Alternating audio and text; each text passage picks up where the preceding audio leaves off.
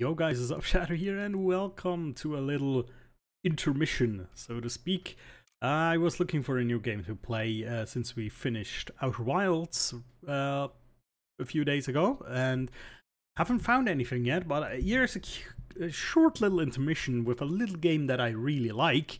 I don't think it's really suited for like episodic play too much, well, especially because I already played through it, but there's a post-game mode called Casey's mod, which is basically the first part of the game, which I think is the best part.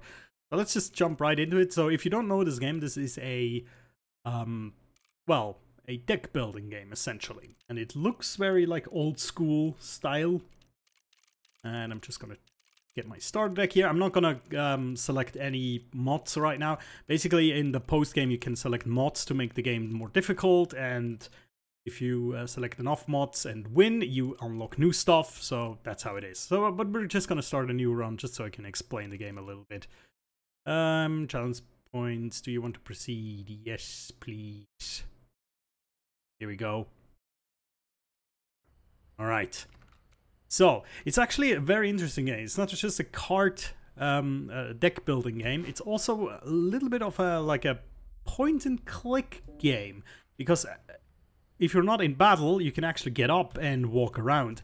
And if you play the game normally, there's actually a story to it and stuff you can do. You can explore inside this cabin you are in and, interact with different things. It's very interesting. So, anyway, let me get back to the battlefield here. So, basically you start off with a deck. In the normal game, I think you start off with pretty much the same deck or a random deck every time. Here you can choose your starter deck in this post game, in this new game plus mode, and basically it works. It's very simple. Every creature has an attack and hit points. If it receives damage, it will reduce its hit points. If it gets to 0, it gets destroyed. Now, to play these have a cost. Now, most creatures have blood as a cost, some have none, and some have bone. Now, I'll actually show you how to play these once we get to battle. Basically, you will assemble your deck as you journey through the game, and sometimes you'll have the decisions to make, where to go. And for example, here, this first one allows me to switch these two pelt cards that I had in my deck, which are essentially useless. They have 1 health, they can block technically, but they do not do much else. Here, with the trader, I can actually swap these out. So there's a bunch of different cards here. And yeah, as you can see, some of them have symbols, like down here. And these are so-called glyphs. And they're the abilities of the card. So for example, if I right-click on this, it says, this card bearing this sigil will grow into a more powerful form after 1 turn on the board. For example here, this is a flying creature. It only strikes other flying creatures and then can only be struck by other flying creatures. Stuff like that. So, I'm actually not quite sure what I'm gonna do here. I like the magpie. The magpie costs 2 blood. Again, I will explain how that works in a second. But it's flying, and when you play it, you get to search, or basically get to take a card out of your deck and put it into your hand. It's very neat, actually. And there's the opossum. This one costs bones. That's a different cost. I'm actually also going to take that for educational purposes. And there's basically your opponent. He's always putting on different masks to play characters, essentially. And you're basically fighting against him. Now, here is the campfire. That's a recurring thing. A group of starving survivors stood around a dying campfire. There is room for a creature around the fire, one said. The warmth will enhance its power, said another. One of the survivors said nothing at all, but could not stop licking their lips. So basically, what you can do here is you can put one of your creatures in here and it will get 1 power. So for example, getting +1 power on one of these is actually really nice. So we're going to put this on the Kingfisher. Boom, there you go. Now, with these campfires, there's always like a chance here. So keep it right there, said one of the survivors. The creature could become more powerful. But the survivors looked hungrier by the second. So you could gamble here. I don't know what the actual chance is, but you could increase its power more. But there's also a chance that it will get eaten. So I'll not gamble at the moment. So I will take it. As one of the survivors begin pulling a knife from the pocket you withdrew. There you go. So now here we have our first decision. And basically your decisions, you'll have to kind of like look forward to what you want to do. I think I'll take the left path here. There's another campfire here. Here we get a random card. And these two, the skull and this one, these are battles. So these are normal battles and these are special battles with a little bit more a special twist to it. Let's go into a normal battle and I'll show you how this game works in combat. So, you always start off, you always draw 3 cards and 1 squirrel. And if you look at over here, you actually have 2 card piles here. You have your squirrel deck and your normal deck. Now the squirrel deck always contains squirrels.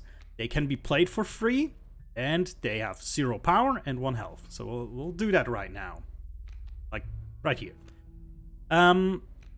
Now, you can see there's 4 columns here. And basically what will happen if I end the turn is all creatures of my side will attack whatever is in the opponent's square over here. Now, if there's nothing, it will damage his health, which will put tokens on this little scale here. And as soon as the scale is all the way to his side, to here, because I dealt a lot of damage, I win. If he deals a lot of damage to me and the scale tips all the way to my side, I lose.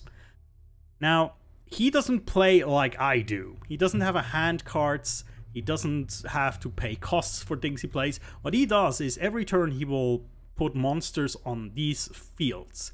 And when his next turn comes around, these monsters will then move into the square in front. So you know exactly where what is gonna go. So now I know, next, when he gets his turn, this bullfrog will move here. It's a 1 power 2 health creature, and it has Mighty Leap. That means it can block creatures that are airborne, that have the flying sigil. Alright. So how do we play now one of our creatures? It's quite easy if a block cost can be paid by sacrificing another creature. That's where the block comes from. It's already shaken in fear, as you can see. So I can click on this, boom. Then we get a blot token, and now we can put this down. Now this creature is a little bit special. It has the airborne sigil, so I don't want to play it in front of this guy. But it also has the, where is it? The waterborne sigil, which means at the end of my turn it dives underwater and cannot be struck by an opponent. But the opposing creature might attack me instead then. Alright, so now we cannot really play anything anymore, but you can see I got a bone token over here now. Every time a creature of you dies, you get a bone token, and that's how you play this cost. So blood can only be obtained like temporary by sacrificing things, and then you have to play it immediately, and bones is a resource you retain. Alright, so I'm done with my turn. Hit the bell. There you can see, that's 2 attacks on the enemy. He hits me with 1 attack, and now it's my turn. So, at the beginning of my turn, I always get to decide, do I want to draw one of my normal cards or a squirrel card. So it really depends on if you have enough resources to play something at the moment, or you need your quote-unquote mana. Squirrels can almost be like seen as mana cards at this point. So I'll draw a squirrel because I want to play my Great Kraken, which I will proceed to do. Sacrificing the squirrel. There we go. So this dude will hit for 1 and then he will go underwater. It will submerge, and when he comes back it will transform into something. It's kind of weird actually, this card. And since we have 2 bone tokens, we can also play the opossum. Now we can see the dial is at the moment 1 towards his side, because I dealt 2 damage to him and he dealt 1 damage to me. So now if I'm hitting him, I'll deal 3 more damage, so I'll put him right here, right before death. There we go. Now he will strike me back for 1, but at this point, I'm pretty sure I'll win. So So it doesn't really matter what I draw here. I'll just turn. There you go. And if you deal more damage than needed, you saw there's a few of these golden teeth that dropped into a cup. That's currency, and you will get that for like other interactions like trading. Alright, let's get a new card.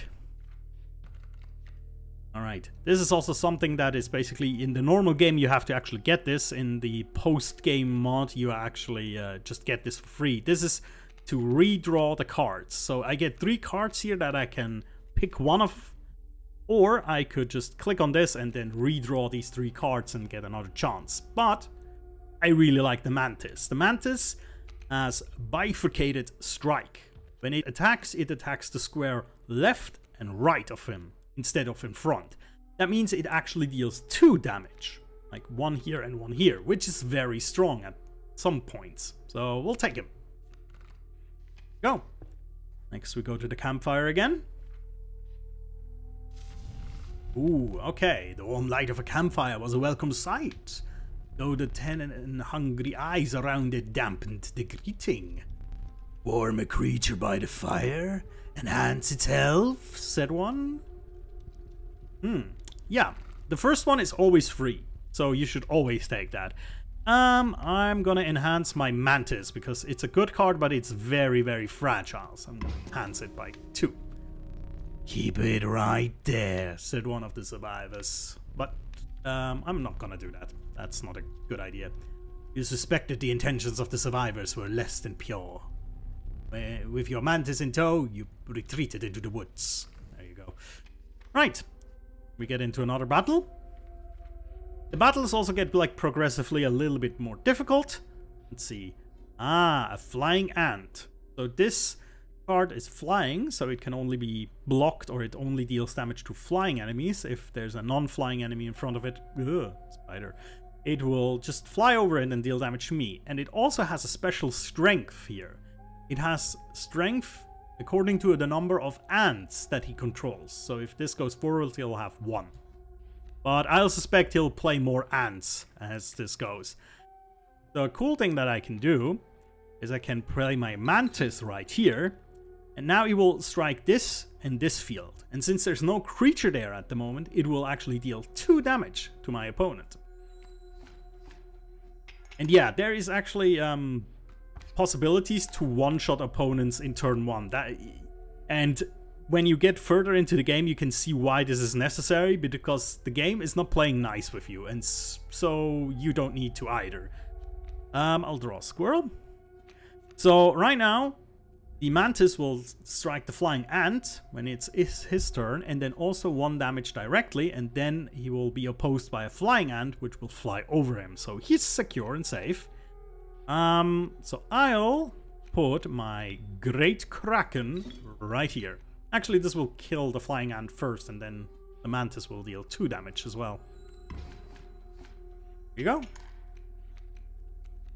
Flying ant. So it's kind of interesting, because the game actually doesn't work with like a lot of other games, card games do, with like life totals, but it's more about like a relative life total. You just have to put enough points in a certain time frame, and you can also claw it back. If you can go like to here and then claw it back slowly, it doesn't matter. It just matters when it gets here. All right, let's put another Kingfisher down. Actually, I think I'm gonna, well, this is also a bit of a special card. This is my Kraken transformed into this. This has as much power as I have cards in hand, so I just reduced its power by 1. But I'm gonna deal 3 damage anyway, so I won. It's no problem. Perfect. Alright. So, this is the Crapper, I think. I think I can buy pelts from him. Oh yeah, there you go. That's where your golden teeth that you get from the battles come in. My pelts are clean. Me pelts are clean. Sorry. He also gives you 1 pelt for free. So I only have, I think... Oh, I only have 1 teeth. I cannot really buy anything then. Alright, I'll take the free teeth and... Thanks for your patronage. Alright. So now that we have a pelt, the thing is with the pelt, you can either use it as like a dumb blocker, or maybe, if you're lucky, somewhere down the line there will be a trader again where you can put the pelt back into, you know, good use and make a creature out of it. Let's go to that campfire again. Maybe we get a more power. That would be good. A group of starving survivors stood around the dying campfire. There is room for a creature around the fire, one said. The warmth will enhance its power, said another. One of the survivors said nothing. Yes, licking the lips. Alright, so here we'll put our mantis in, because if we put its power to 2, it means it can deal 4 damage if there's no occupied squares on the other side. That's really good. The creature could become more powerful, but the survivors looked hungrier by the second. Wish your luck. No, this is a very good card, so we'll take it. Cool. So here, this is a special battle. This is a so-called totem battle. Our enemy has a totem. A totem is always consisted of a head and an ability, and it basically means all his insects now get this ability. Rampager. At the end of the owner's turn, the card bears the sigil move in the direction inscribed on the sigils. Creatures in the way will be thrown behind it. So it will move around. This can make sometimes things a little bit tricky because you have to really think ahead where things land. But yeah, for example, I know now that in his turn, this will move forward, strike me, and then move over here. So if I play my mantis right here, I can in turn 1 deal 4 damage, like that, and then in turn 2 I will deal 2 more damage and kill his bee. But then again, 2 more damage will already be enough. There you go. And we get a thief for overkill. Cool. Sometimes these totem battles can be really, really badass, and they can really mess you up, but yeah. Alright, here's another type of card we can get. Here you basically get 3 random cards. Here it's a bit more different. You essentially get 3 different costs. So either a card that costs 1 blood, one that costs 2 blood, or one that costs any amount of bones, I think. Or I think it's 1 bone. So here, this is a bit difficult if you don't know the cards. And it can be a bit awkward sometimes. So I'm gonna go for a 1-cost card. The Cuckoo. That's an interesting card. It lays an egg in the opposing space if you play it. And sometimes the egg will just be an egg and just occupy the space and do nothing. And sometimes the egg will actually be a creature. So it can be good or bad. Alright, so here, this is interesting. With this, we can actually make our own totem that will enhance our creatures. So let's see. The decrepit woodcarver appeared before you. He moved with a certain vigor in spite of her considerable age.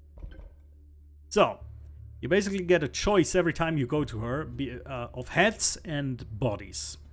So, let's see. I don't even know if our deck has like a theme. It doesn't really. We have some birds.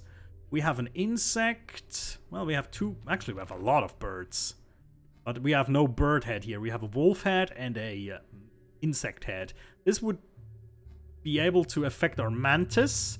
And this is the body that we could choose. So this is Burrower. When an empty space would be struck, a card wearing the sigil will move to that space and receive the strike instead. So this is like a protection ability. I don't like that too much. I'm just gonna go for the insect head and maybe we'll get a good ability that will empower our mantis. Yeah, let's see. There's another woodcarver here, so we have another chance. Right. Flying. That is a cool ability. So our mantis is now flying. And should we get any other insects, they will be too. Cool. Right. So now, here we go. This is the first boss battle. There's a series of boss battles you have to beat, and this is the first one. This is the Angler.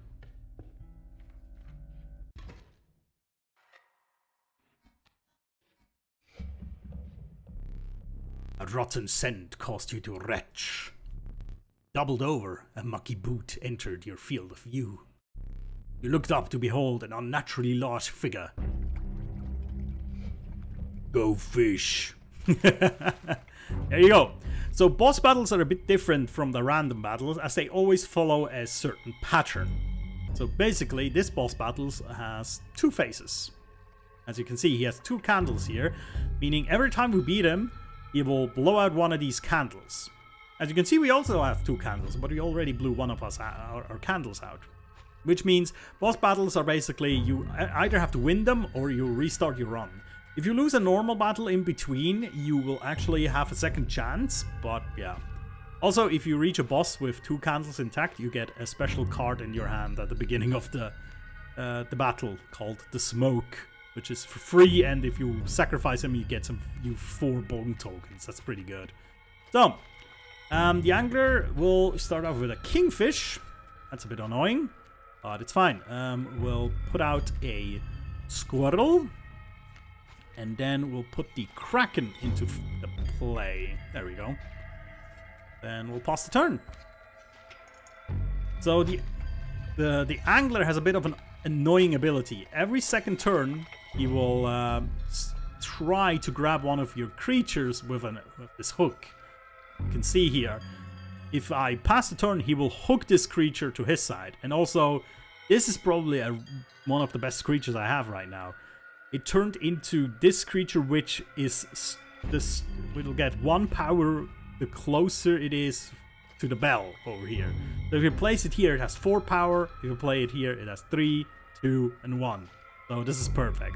So I don't want him to take this. Now, to make sure he doesn't take this, you have to play a new creature, which will basically then draw his attention. He goes for the freshest prey, I think he says.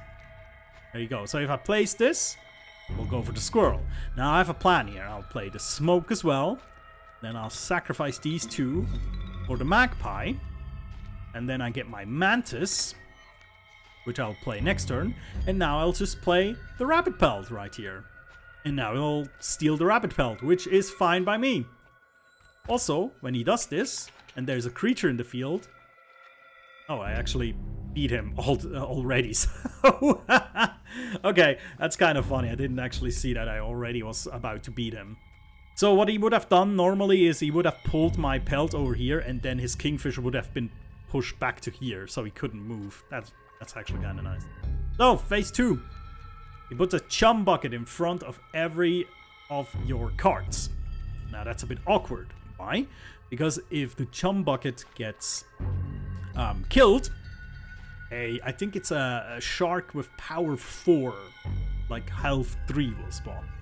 Now, he will obviously hit the bucket, right? So there will be a shark here. Then here nothing will happen and the magpie will fly over it.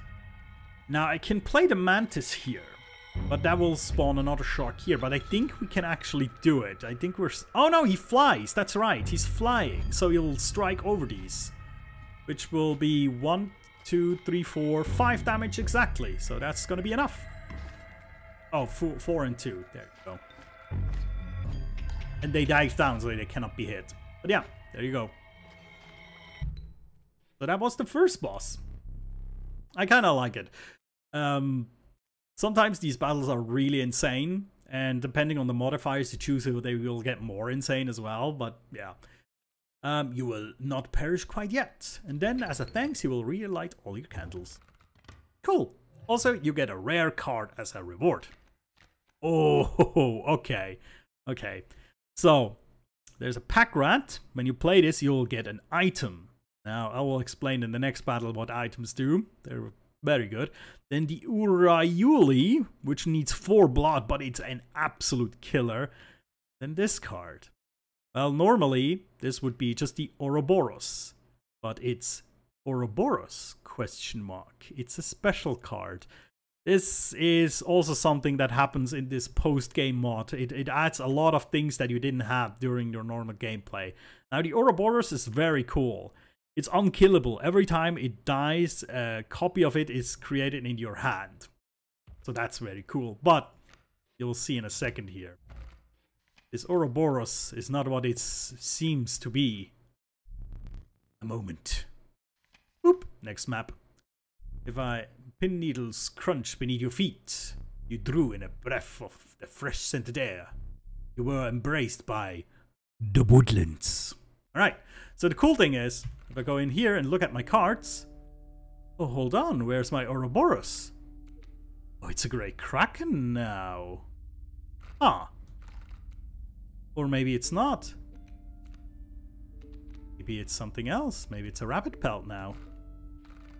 Or perhaps a kingfisher. So this card that I just picked up, the one with the red eyes, that basically shifts every time you look at it. It's really strange. Alright, so here we have now a choice. Well, first we don't have a choice. First is this. This is the Cavern of Challenge. I don't know what the official name is, but yeah. Basically, whenever you get here, you get to choose one of 3 challenges. So the Trial of Kin, or the Trial of Power, or the Trial of Health. So if you choose this, the game will draw 3 random cards from your deck. And then these 3 cards have to fulfill a certain condition. For example, 2 of them have to be of the same type, for example, bird. Or all of them together have to have power 4 or greater. Or all of them together have to have power 6 or greater.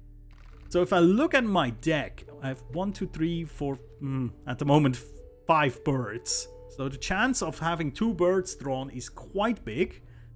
Power 4 is actually quite difficult, and also health is quite difficult. So I'm gonna go with the kin. Let's see, let the Trial of Kin begin. Kraken? Kingfisher? Oh, possum. Alright, trial was failed. If you win, you get a special card with crazy abilities. It's quite random, but it can be really good. Alright, so here we could delete the card out of our deck. Sometimes you want to do that. Sometimes you just get cards in your deck that you don't really need. Here we could get more items, or here, this is a pretty fun one. Let's go to this one.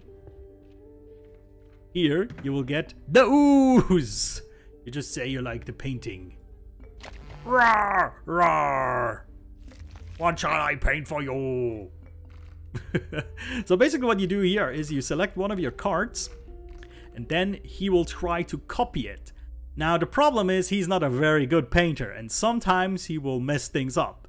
Sometimes to the negative, sometimes to the positive. Let's see what he does right now. Tricky. Would the master be proud? Okay. Yeah, see? He made a mistake. He actually increased its power, so this is positive for us. This is now an insane card, by the way. This can one-shot enemies in turn 1. Insane. Okay, cool. Let's go to the next battle. It would be cool if we get it like in our starting hand, just to show it off. Oh. Actually, sometimes the battlefield can also contain like terrain, so to speak. Terrain cannot be sacrificed, and it just is there for as long as it's not destroyed. So let's see. Oh, he gets a dire wolf pup that will grow into a dire wolf. Dire wolves are actually quite bad to me, so I'll probably need to kill it.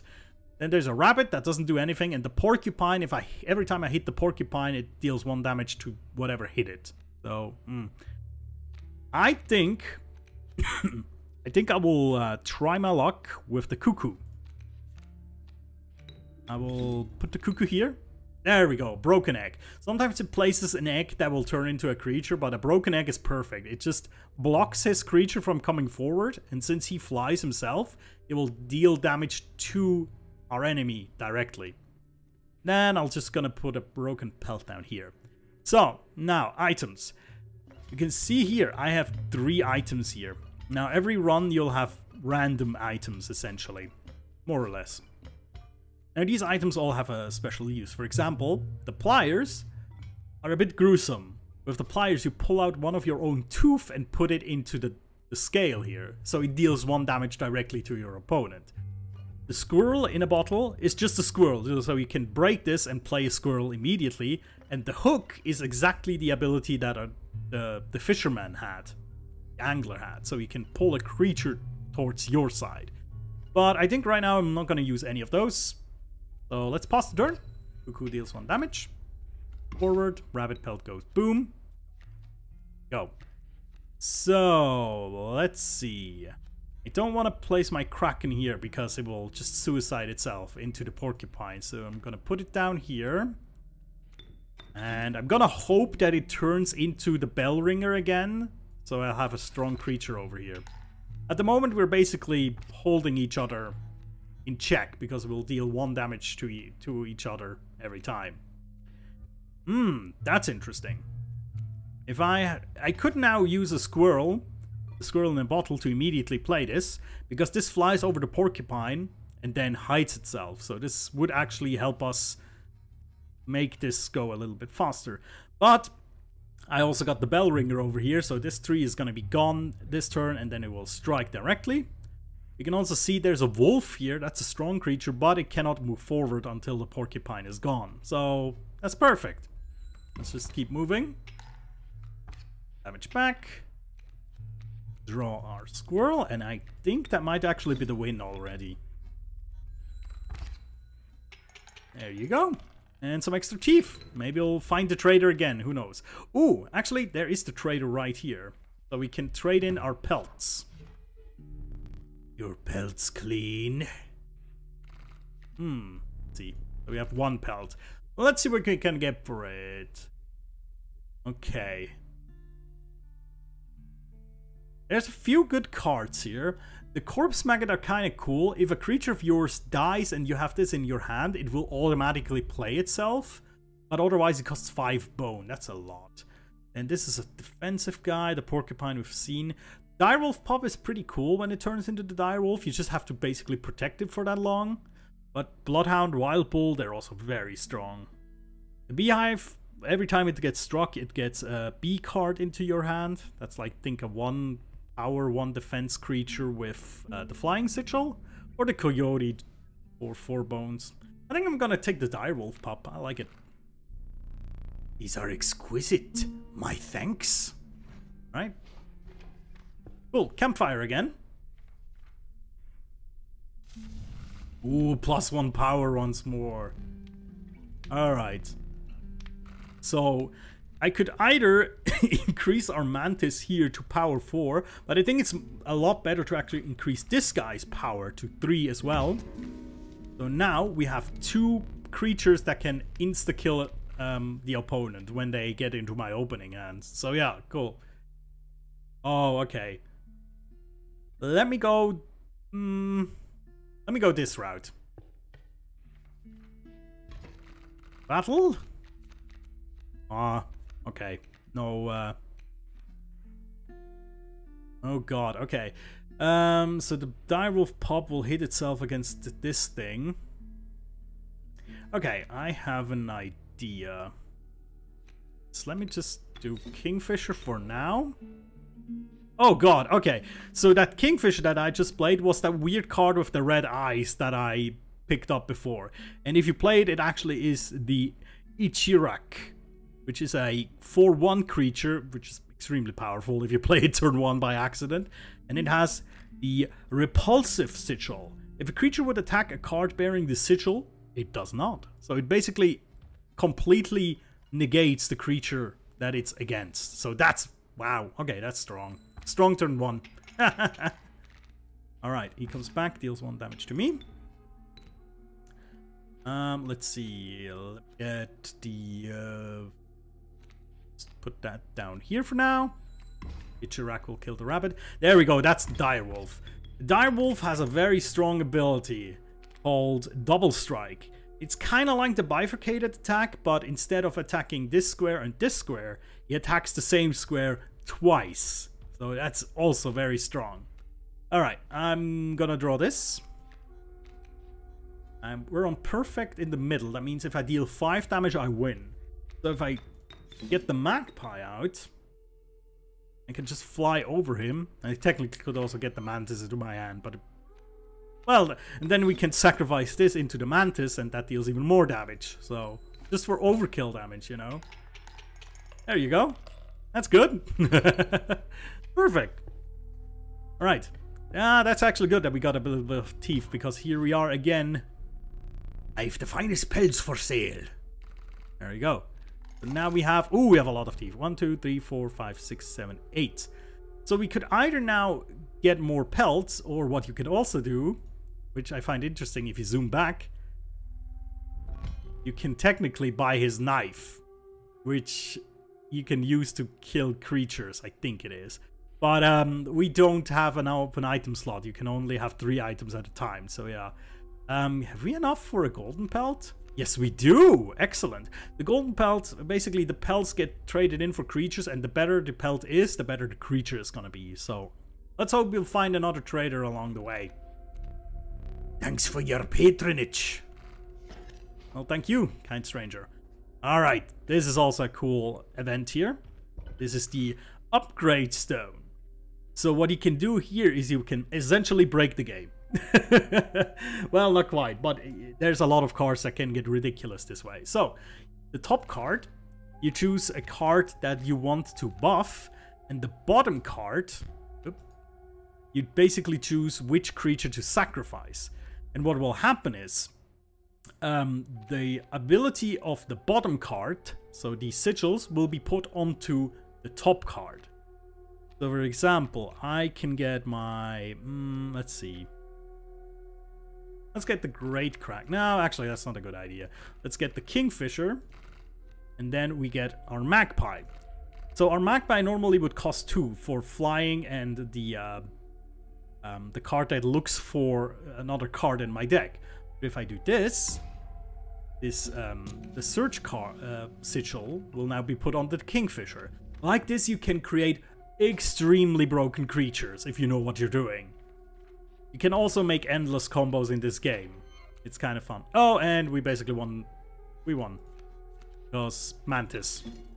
That's how you go. That's how it goes if your deck plays into your hands. Literally. There you go. Alright. So we could either get 3 random cards or 3 random cards or a card from a tribe. Which is also interesting. Let's go here. So here, instead of 3 random cards, you get cards of 3 tribes. And then if you pick one of them, you get a random card from that tribe. So since we have a lot of birds, we could also pick bird. But we have the insect totem, so let's get an insect. Ah, the ringworm. A seemingly useless creature. But it's not. I got it a little bit late in this run, but it might be, it might actually come still to fruition. I'll show you what it does. So basically, you go, if you have the ringworm, go to a campfire. Then, what you do is you put the ringworm into the campfire. Enhance it. And then, enhance it again. And then, if you're lucky... Oh, okay. There we go. So either you can really enhance your ringworm, or if you're lucky, and this is intentionally that I say it like that, if you're lucky, your ringworm gets eaten by the survivors. But the problem is the ringworm has some weird, probably disease in it, so the next time you go to a campfire, all the survivors are gone. Which means you can always enhance twice without the risk. So that's what the ringworm does. Now we just got a 5 health ringworm, which is, you know, it's okay. It's not great, but it's okay. Alright, let's see what we do here. Let's see what abilities we want to copy.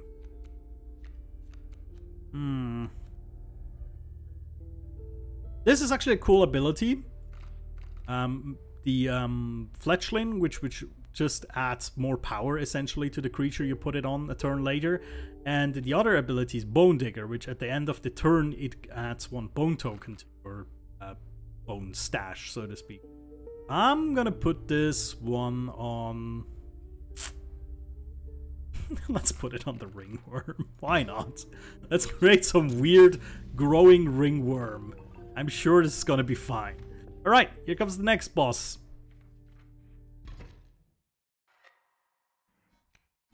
Smoke again. Clong. Here we go! The miner. Alright, here we go. Oh, the ringworm actually landed in our opening hand. Actually, twice. So one of this is the Icharak. Now we just have to maybe be lucky and figure out which, or we just play both of them.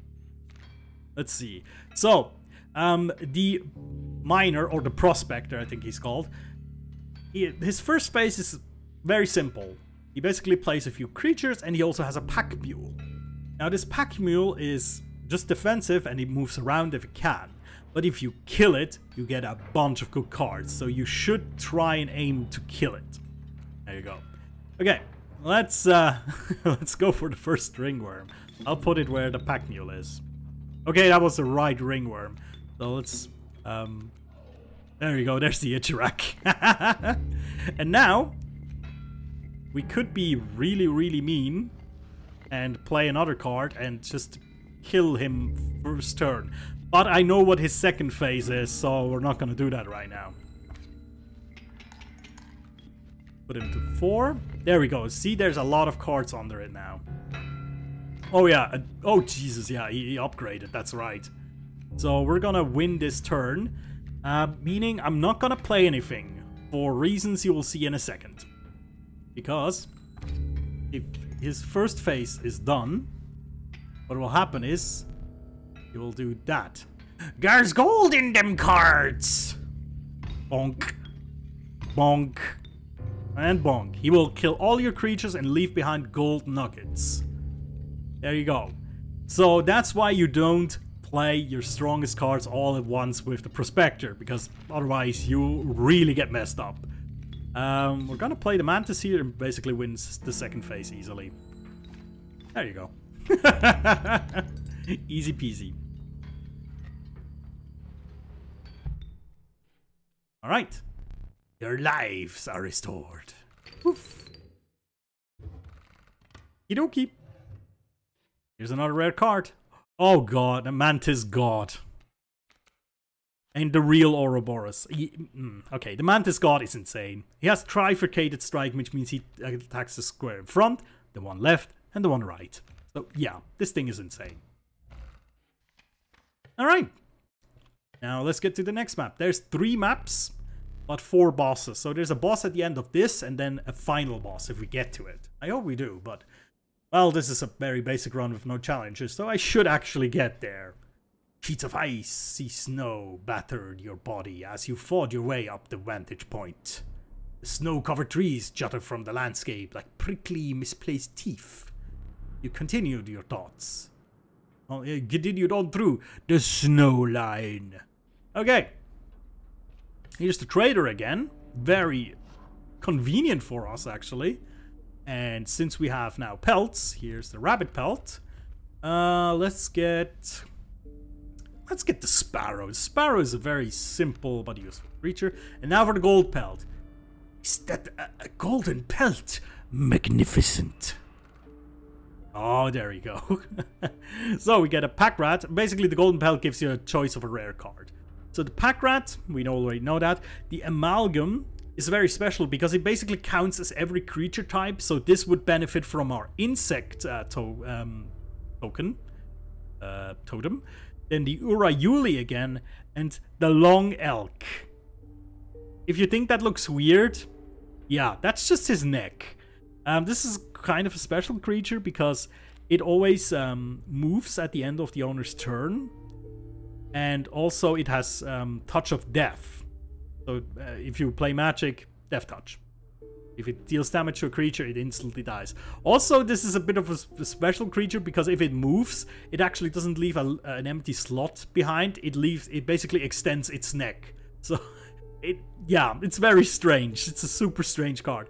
I think for us, the Amalgam is actually the best card at this point because it's a very strong card and it benefits from our Flying Sigil. These are exquisite, my thanks. And now... oh, whoops. I stood up. There you go. So, we could either go this path or this path here. Here we would get an item. Now, the thing is, if you have 3 items and you choose this, you get the pack rat as a card. Which is also not bad.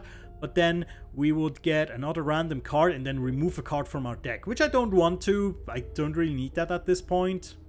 So we'll go here. Let's see if maybe we get a crazy totem. Although I think the flying one is already pretty good. Let's see what she offers.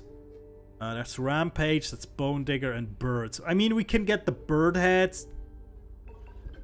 But I'm still choosing the insect.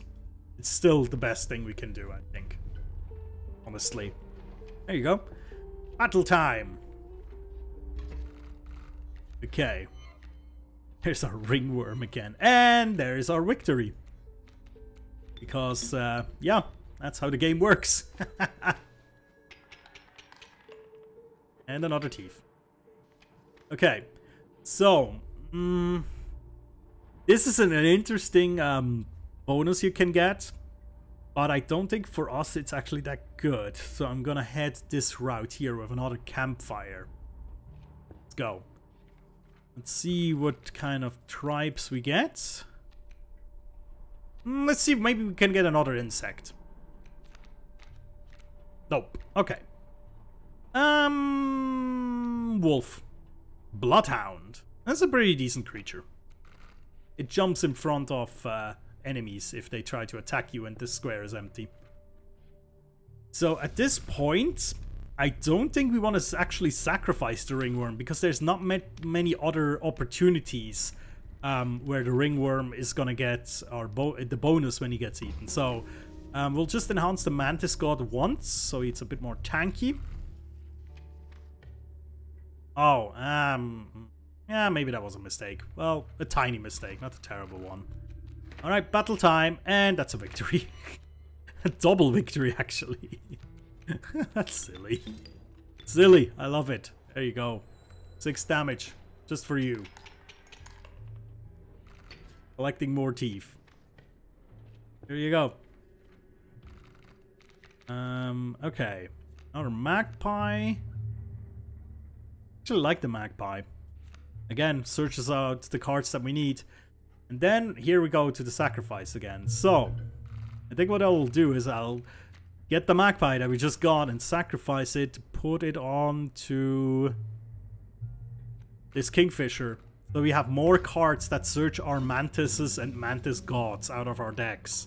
Very focused towards that strategy, you can tell. Okay, we get towards a very interesting bonus in a second here. Alright, all these deers have the spiky ability, so if we hit them, we actually get a hit back. Oof, that's nasty. A 3-2 that will hit us. So next turn he will technically hit us for 4 damage if we don't do anything. However, as you can see, we can search a creature. And as you know, we search the mantis. And then... sacrifice this guy. Put the mantis in. Alright. The thing is, this thing here has actually 4 it will block 4 damage from flying. It's a bit awkward. Well, we can play the possum. So now we're on 4 damage. So 3 will go in here, then 3 here, then 4. Alright. It's time for the teeth pulling. If you're squeamish, it's my cringe you bit. Oh, I hate that sound. That's such a gruesome sound, isn't it? But yeah, there you go. So he has 1 teeth there already. Boom. There you go. That's how you can sometimes easily win with items as well. Alright, let's go to the next one. Random cards coming in. Elk, Wild Bull, and the Bell Ringer. Let's just see what we can get here. Magpie again. Let's go for the magpie once more. Alright, let's go to this guy, because I think this guy is really funny. There you go. Do you have... They are not victims. Right. So what this guy does, it basically takes 2 cards that are the same and combines them. Yeah.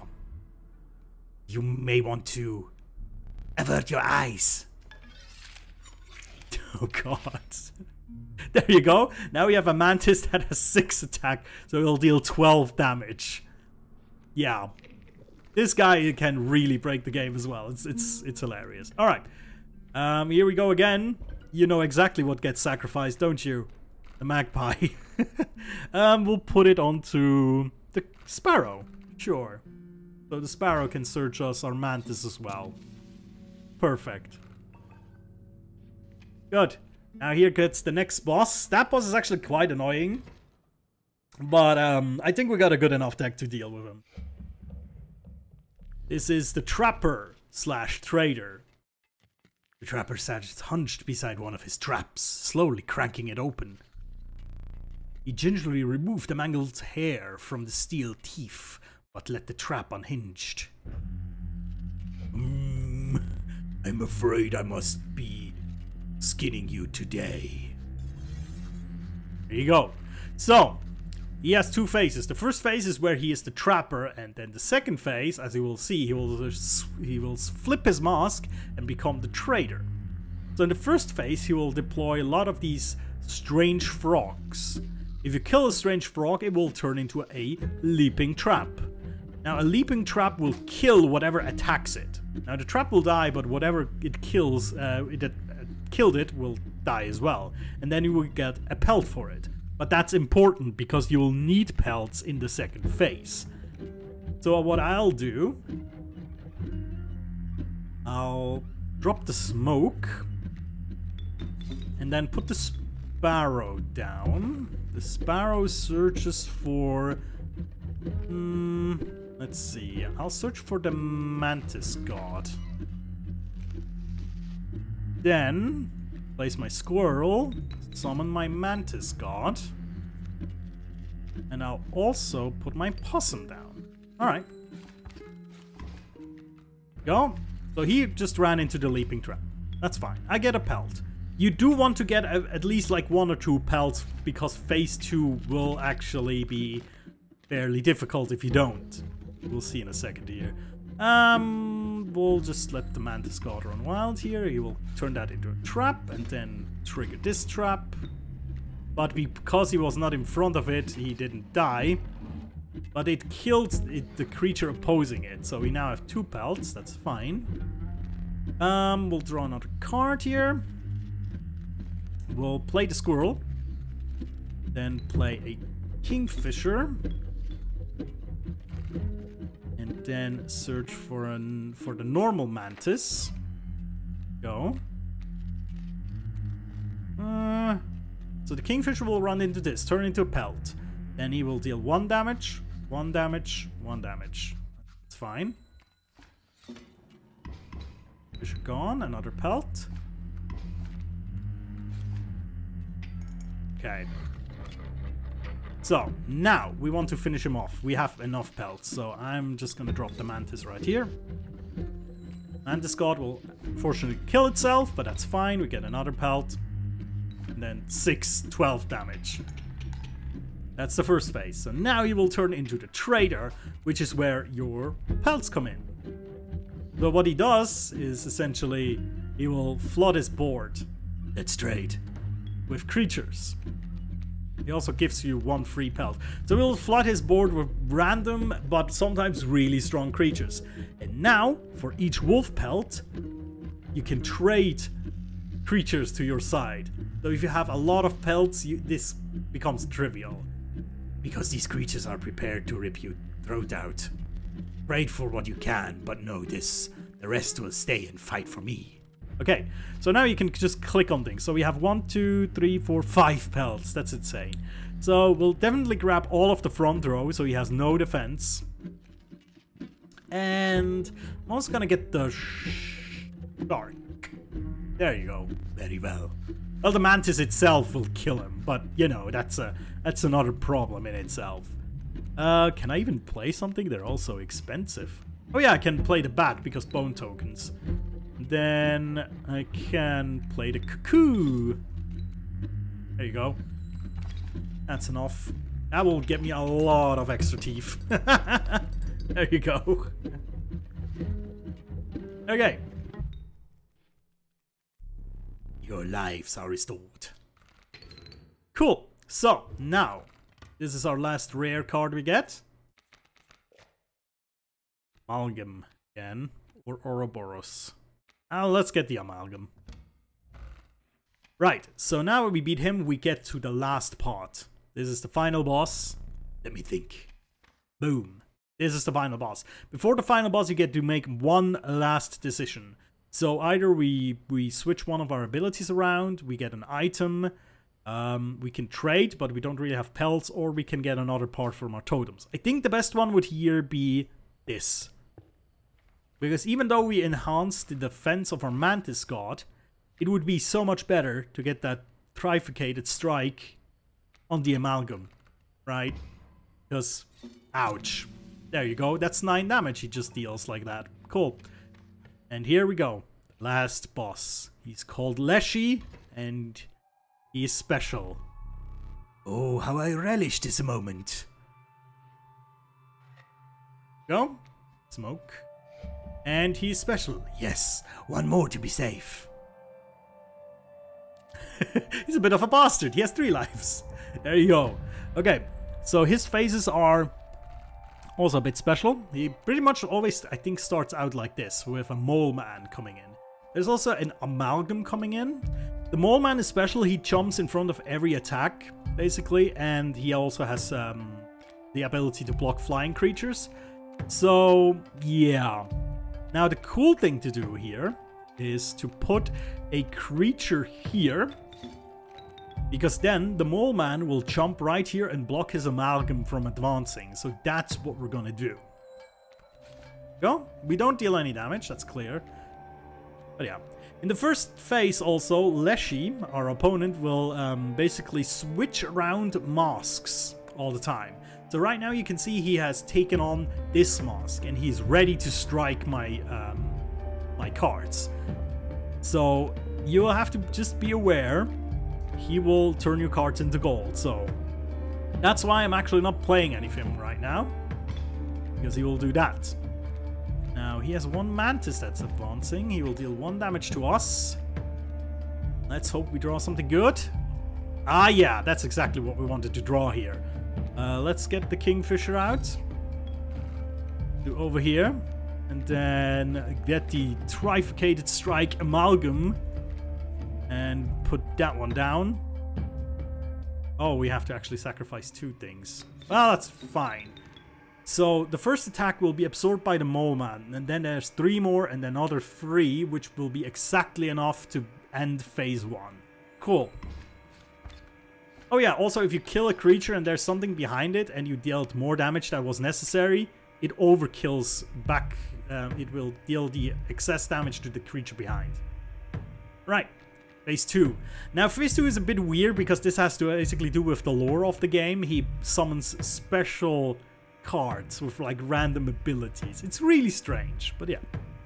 Okay, we'll draw a normal card. Ah, we get the normal amalgam. Okay. I think we could just keep this here because I'll deal so much damage, the phase 2 will end instantly. And now, here comes the ridiculous phase. This ought to work again. Here is my card, the moon. So much value. Yes, you fight the moon. Now the moon, it has basically 40 health. It cannot be made of stone, so it is immune to Death Touch and Stinky. Stinky is another ability. It also has Tidal Lock, which means at the beginning of its owner's turn, it will pull small creatures like squirrels into its orbit, meaning it will just kill all squirrels that are on the board every turn. Then Omni Strike, it will attack every field at once, but only for 1 damage. It also has Flying Defense, so you cannot get around the moon, you have to kill it. Alright, so that's what we're gonna do. I'm actually gonna, since this is the last fight anyway, we're gonna use the squirrel in a bottle, and then sacrifice 2 squirrels, amalgam in. There aren't any pulls that you can make. Yeah, I just was wondering if they can hook the moon, but you cannot. So yeah. Obviously, with the trifurcated strike, all 3 attacks will go right onto the freaking moon. So that's 9 damage every turn. Pretty good. Yeah, I'll just put the ringworm out. Why not? This thing will not survive for much longer anyway. Okay. We'll sacrifice this for the Bloodhound because it has 1 damage more. Oh. Okay, it has 2 more health, which means I'll defeat him right here. Boom. Alright, and now you just have to finish him off. This is basically the end. You just have to get through his life total. Or, well, pull the scale to his side. There you go. And that's a complete run. Now, let's see. Bosses defeated, cards drawn, 99. Most scales damage in 1 turn, 15. Squirrels harmed. Sacrifices made. Misplays. I don't know how it calculates this, by the way, but that's a very low number. I like it. Cool. So yeah, that was Casey's mod. The post game of Inscryption. Now, again, I'm kind of looking for a new game to play anyways, but if you're really interested in Inscryption and its story mode, we can do a playthrough of that, because it is kind of cool, and, you know, I might play it again. But yeah, I might also every once in a while just put one of these in here, because I really like the game. So yeah, guys, thank you so much for watching. I'll see you next time, and